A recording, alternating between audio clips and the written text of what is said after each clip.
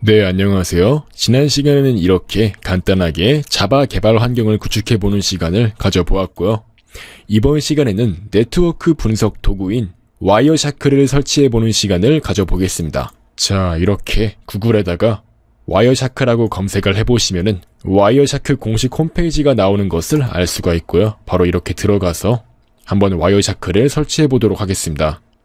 다운로드 버튼을 눌러서 설치를 할 수가 있고요.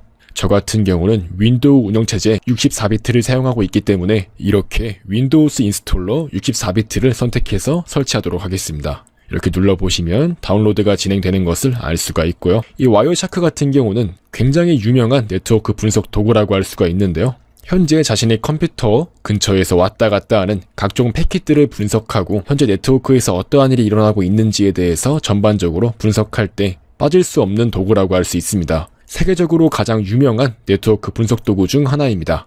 이렇게 바로 한번 설치 프로그램을 실행해서 설치를 진행해 보도록 할게요. 자, 이렇게 기본적으로 다 디폴트 값으로 진행을 해주시면 되고요. 넥스트 버튼을 눌러서 설치하면 됩니다.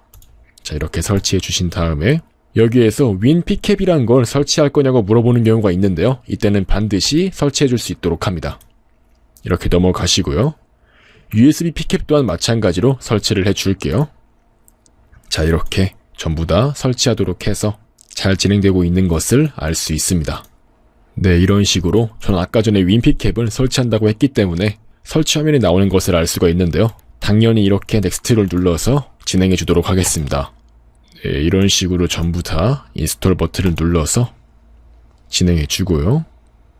전 이제 이렇게 오류가 나오는데요. 그냥 무시하겠습니다.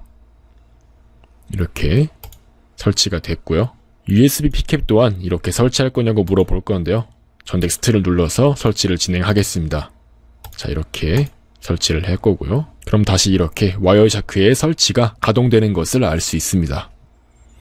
네, 이렇게 설치가 성공적으로 완료가 됐네요.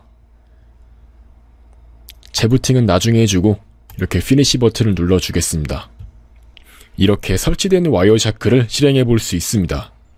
이렇게 와이어샤크가 실행이 되면은 조금 생소한 화면이 나올 건데요.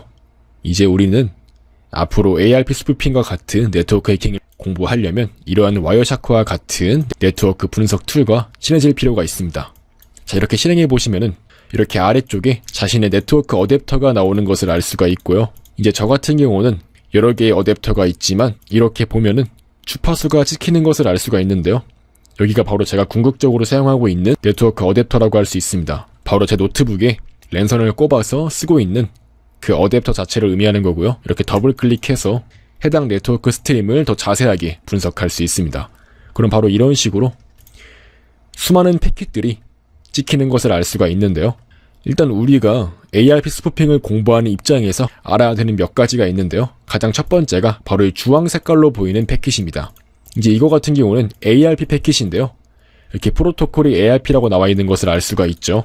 그때 말했듯이 ARP 프로토콜에는 ARP 리퀘스트와 ARP 리플라이가 있습니다. 즉, 특정한 사용자의 맥 주소를 알아오는 ARP 리퀘스트와 그리고 특정한 사용자의 맥 주소를 알려주는 ARP 리플라이가 존재하는데요. 이제 이거 같은 경우는 whohas 225.223.7이라 나와 있는 걸 알 수가 있죠. 즉, 어떠한 맥 주소가 이러한 IP 주소를 가지고 있는지 물어보는 거라고 할 수가 있어요. 즉, 이제 이런 거는 ARP 리퀘스트라고 할 수가 있는 거죠.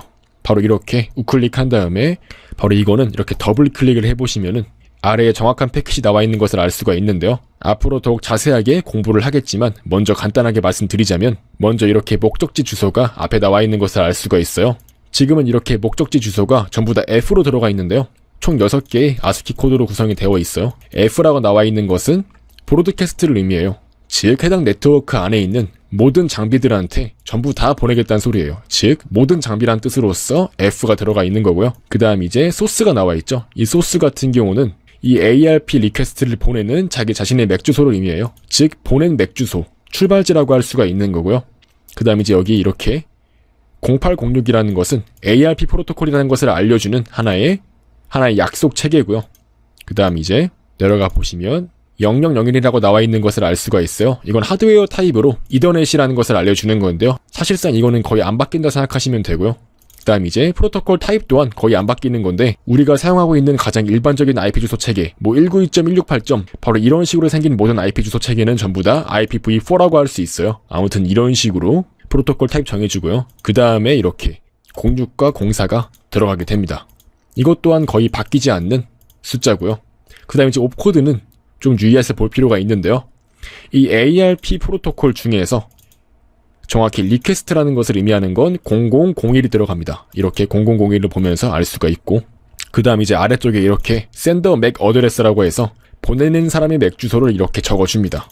즉 보내는 사람 맥 주소 68EFBD3226FF가 찍혀있는 것을 알 수가 있고요. 또한 보내는 사람의 IP가 이렇게 들어가게 됩니다. 그 다음에 이제 타겟 맥 주소가 나와 있는데요. 현재 알고자 하는 맥 주소를 모르는 상태이기 때문에 이렇게 0이란 값이 채워지게 되는 것입니다. 즉 맥 주소를 알려고 지금 보낸 거기 때문에 당연히 모르고 있는 상태이기 때문에 0이 들어가는 거고요. 바로 이런 식으로 나머지 0 같은 경우는 의미 없는 패딩 값이라고 할 수가 있고요. ARP 리퀘스트가 들어가 있는 것을 알 수가 있고요. 이렇게 와이어샤크를 이용하게 되면은 현재 자신의 컴퓨터에 있는 모든 패킷들이 다 잡히기 때문에 이런 식으로 자기가 네트워크를 어떻게 쓰고 있는지 그러한 전반적인 내용에 대해서 다 알 수 있습니다. 보시면 바로 이렇게 아주 많은 ARP 패킷들과 다양한 UDP 패킷 등등이 존재하는 것을 알 수가 있는데요. 이제 이러한 전반적인 내용들을 분석해서 우리는 네트워크 해킹을 조금 더 잘할 수 있는 것입니다. 방금 전엔 이렇게 ARP 리퀘스트에 대해서 알아봤는데요. 리퀘스트 같은 경우는 이런 식으로 who has 뭐시기 하면서 맥 주소를 물어보는 하나의 내용이 담기게 되고요. 바로 이런 식으로 내려가다 보시면은 ARP 리플라이 또한 보일 겁니다.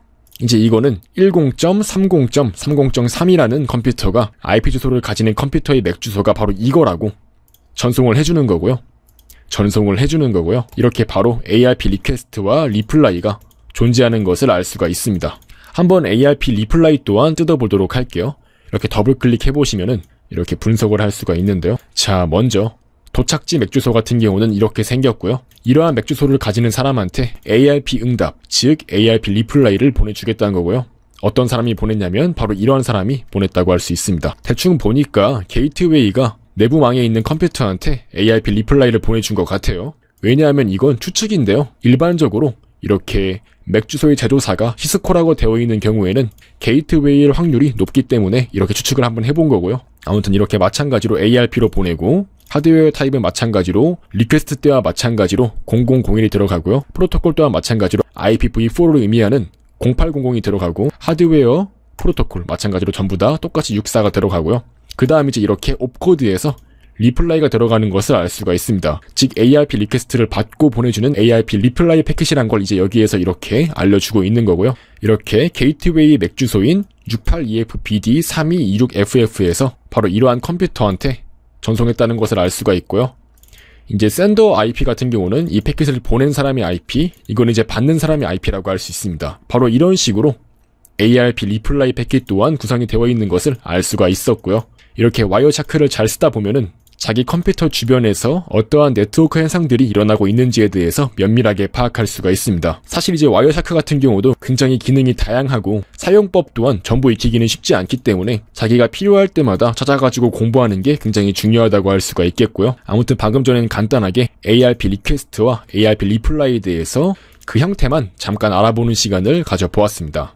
이제 ARP 프로토콜 말고도 하나 알아야 될 게 더 있는데요. 가장 일반적인 프로토콜이라고 할 수 있는 HTTP라는 프로토콜에 대해서 알아보도록 할게요. HTTP 같은 경우는 일반적으로 웹사이트에 접속할 때 사용하는 프로토콜인데요. 한번 이렇게 브라우저를 켜서 제 개인 웹사이트에 접속해 보도록 할게요. 이런 식으로 제 사이트에 들어가게 되면은 바로 와이어샤크에 이렇게 TCP 프로토콜로서 여러 개의 패킷들이 찍혀 있는 것을 알 수가 있어요. 바로 이렇게 간단하게 특정한 사이트에 들어갔을 뿐인데도 정말 다양한 패킷들이 찍혀 있는 것을 알 수가 있죠. 특히 더욱 신경 써야 되는 것은 바로 로그인 할 때나 회원가입할 때, 게시판에 글을 쓸 때 등 이 서버로 어떠한 의미 있는 데이터를 보낼 때 네트워크가 어떻게 변화하는지에 대해서 파악하는 게 굉장히 중요하다고 할 수 있는데요. 한번 이렇게 로그인을 해보도록 할게요. 이런 식으로 미리 만들어 놓은 계정으로 로그인을 해보도록 하겠습니다. 이렇게 로그인 버튼을 눌러서 로그인하게 되면은 우리가 로그인을 시도한 패킷까지 여기 잡히게 되는데요. 한번 확인해 볼게요. 내려가 보시면 바로 이 패킷을 확인할 수가 있습니다. 멤버 폴더 안에 있는 멤버 로그인 액션.jsp한테 어떠한 패킷을 보냈는 것을 알 수가 있고요. 바로 이렇게 우클릭을 해서 이 패킷에 대해서 더욱더 확실하게 파악하기 위해서 TCP 스트림을 확인할 수가 있습니다. 이렇게 스트림을 확인해 보시게 되면은 우리가 이해하기 좋은 형태로 스트림 형태로 문자열 형태로 출력이 되는 것을 알 수가 있는데요. 이렇게 아래쪽에 내려가 보시면은 제가 제 개인 서버에 이러한 페이지에다가 이러한 아이디와 비밀번호 정보를 보낸 것을 알 수가 있어요. 그 다음 이제 성공적으로 로그인이 처리가 된 것을 알 수가 있습니다. 아무튼 바로 이런 식으로 와이어샤크를 킨 상태에서 우리가 인터넷에서 어떠한 작업들을 하는 것들은 전부 다 와이어샤크에 캡처가 되는 것을 알 수가 있습니다.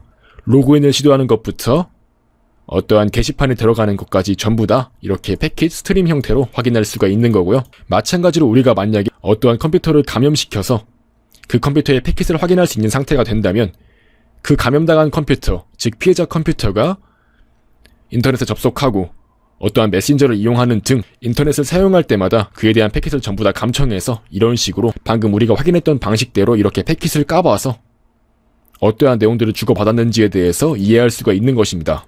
아무튼 이렇게 간단하게 HTTP 프로토콜을 이용해서 특정한 사이트에 접속을 해서 어떠한 요청을 보내는 것부터 이렇게 ARP 프로토콜에 대한 전반적인 내용까지 한번 와이어샤크를 설치함으로써 알아보는 시간을 가져보았고요. 물론 나중에 실제로 해킹 툴을 개발할 때 더욱 자세한 내용들을 공부하게 될 거고요. 이번 시간엔 이렇게 와이어샤크를 설치해서 가장 기본적으로 어떤 식으로 와이어샤크를 사용할 수가 있는지에 대해서 알아보는 시간을 가져보았습니다. 와이어샤크는 이렇게 다양한 패킷들을 잡아내서 이것들을 분석하기 쉬운 형태로 만들어준다는 점에서 굉장히 유용한 도구라고 할 수가 있고요. 설치 또한 굉장히 간단하게 할 수 있었습니다.